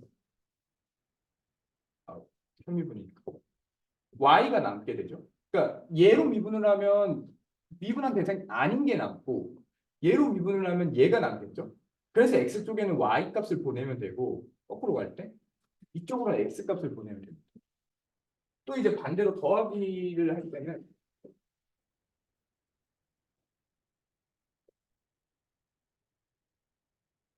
x 더하기 y가 z인 건데 얘를 이제 x에 대해서 편미분을 하면은 그냥 1이잖아요. y에 대해서 편미분해도 1이잖아요. 그래서 얘는 이쪽으로 가는 거를 그냥 똑같이 균등하게 보내면 됩니다. 그러니까 얘가 1이었으면 1 이렇게 보내면 된다. 그럼 그 공식에 의해서 얘를 이제 저희가 편미분을 이제 하게 되면은 한번 해보세요. 소프트맥스 같은 경우에는 지금 이제 제가 몇 가지 이제 얘기를 하면은 t가 이제 정답이고요.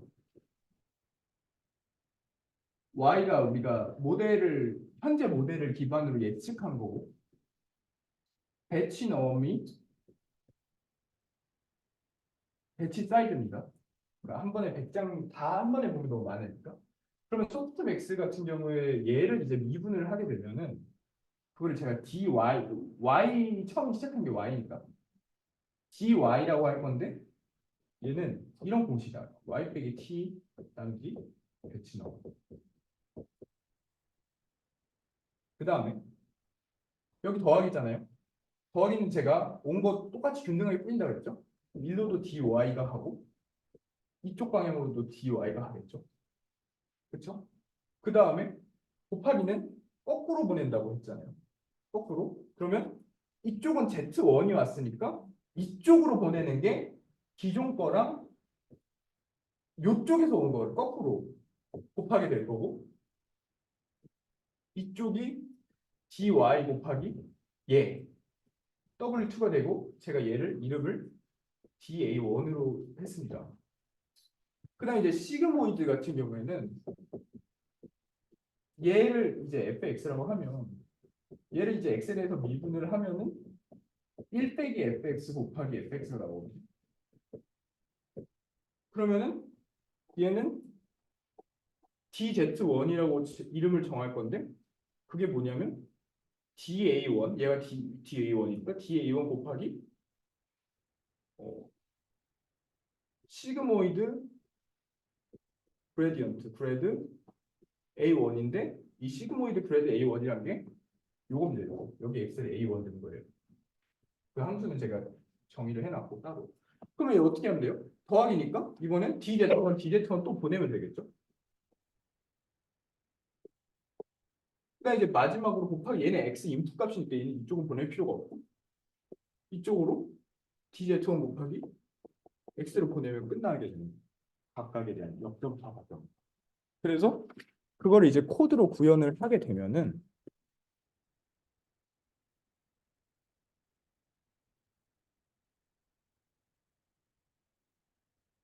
자 요렇게 나오게 됩니다. 요렇게 한번 보세요. 똑같죠? 자 일단 포워드라고 해서 앞쪽으로 데이터 흘려주는 거를 했고 그다음에 뒤로 갈 때 dy가 y 빼기 t 나누기 배치넘 np.다 z1과 dy를 곱했죠. z1과 dy를 곱했고 그래서 실제로 그 수학적인 공식 그대로 흘러간다라는 걸 알 수가 있죠. 그래서 실제로 얘를 이제 1000번 돌려보면은 아까 제가 25분인가 30분 걸린다고 했죠. 근데 역전파 방법을 이용을 하게 되면 이게 지금 1000번 돌아갈 때마다 한 줄씩 뜨는 거거든요.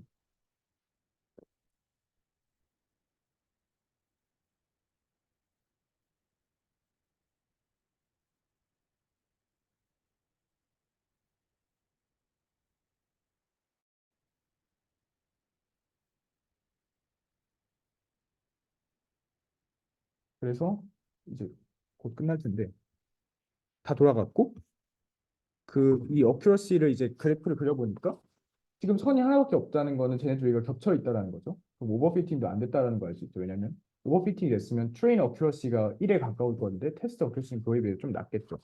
그래서 우리가 지금 학습한 모델을 바탕으로 정말 잘 맞췄나를 계산을 해보니까 초반 10개를 갖고 테스트를 했는데 처음 5개는 다 추우고 맞췄고 마지막 5개는 펄스라고 해서 왜 걔가 틀렸나라고 해서 제가 이 급도 매플로립을 이용해서 그려보니까 얘가 틀린 거죠. 얘가 그러니까 실제 얘는 정답이 5였는데 저희의 모델은 6으로 예측했는데 어, 저희 모델이 그렇게 잘못한 것 같잖아요. 그래서 열심히 개판을 썼으니까.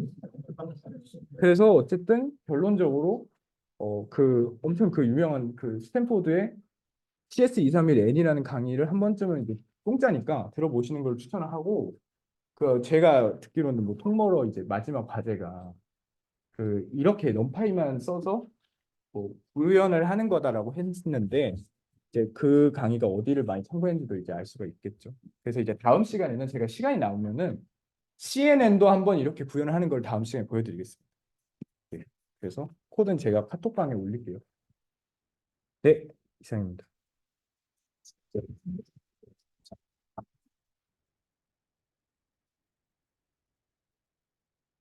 3분만 더 해주세요.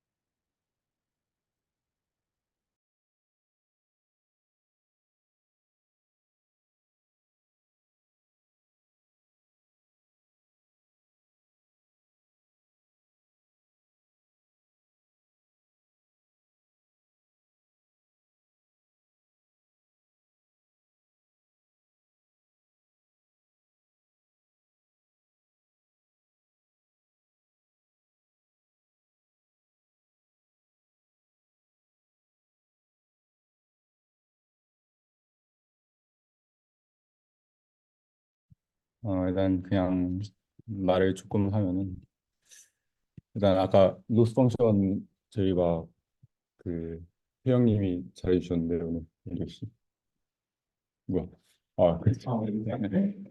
사실 태영님이 잘해주셨는데 좀 헷갈릴 수도 있었을 것 같은 게 저희가 보통 로스 펑션 하면은 막 뭐에서 빼가지고 잔차 제곱해서 막 줄이고 이런 식으로 했는데 갑자기 막 뭐 확률 나와가지고 막 뭐 했어요. 근데 이제 거기서는 이제 뭐 저희가 파라미터들을 추정을 하고 그 파라미터로 어떤 거를 이제 통계 모델을 통과시켜서 나온 값을 실제 값하고 차이를 뭐 넣는다던가 뭐 그런 식으로 해서 따르게 쓴 건데 뭐 어쨌든 이런 식으로도 할 수 있다. 그냥 언급만 잠깐 하고 싶었고요. 그리고 그냥 제가 좀 하고 싶었던 그런 얘기는 요즘 딥러닝을 상당히 열심히 공부하고 있는데 요즘 그냥 느끼는 거는 딥러닝이 상당히 재밌다라고 좀 생각을 하고 있었습니다. 뭐 음, 그 어떤 딥러닝의 매력에 조금 빠졌는데 약을 조금 팔면은 한 3분 동안 뭔가 제가 일단 빠진 뭔가 하나는 되게 무궁무진한 자유도 활용성 이런 거에 조금 빠졌는데 예를 들어서 저희가 뭐 지금 하는 거 대부분 처음에는 그냥 1차원 이거 막 그 직선들 근사시키고 그나마 지금 좀 2차원 이미지로 뭔가 한번 갔죠. 엠리스트 가고. 근데 이게 저희가 뭐 이때까지 회귀 분석하고 그 뭔가 딥러닝이 회귀 분석 중첩시킨 것 같아서 이거 뭐 여러 가지 할 수 있나 생각해 볼 수 있는데 사실 이 딥러닝의 이러한 구조만 따라가다 보면은 이제 저희가 지금 인터넷에서 쓰고 있는 거의 모든 예측이나 이런 거를 다 지금 딥러닝으로 할 수가 있죠. 그래서 뭐 처음에 이렇게 1차 근사시키다가 조금 뭐 가서 컨볼루션이라고 뭐 도입했더니 갑자기 뭐 이미지를 슬슬 인식하고 그래서 좀 친해 하고 있었는데 나 이제 슬슬 갑자기 막 번역기도 만든다 하고 아래에는 트랜스포머 이런 거 해서 그래서 번역기 좀 실용적인데 하다가 갑자기 챗GPT도 이런 걸로 만들었어요 하고 그림도 만들고 갑자기 동영상 인식하고 뭐 자율주행 자동차 이런 거 만들고 사실 이거 다 딥러닝의 어떤 이런 모델도 다 할 수 있는 거거든요. 근데 이게 정말 그래서 다양한 걸 할 수 있는데 근데 저희가 이 다양하게 할 수 있었던 거 좀 기반은 뭐냐 하면은 지금 통계를 까는 것도 있는데 통계에서는 좀 가정들 많이 깔잖아요. 어떤 뭐 이런 뭐 노마디티라고 돼야 된다던가 뭐 이런 것들.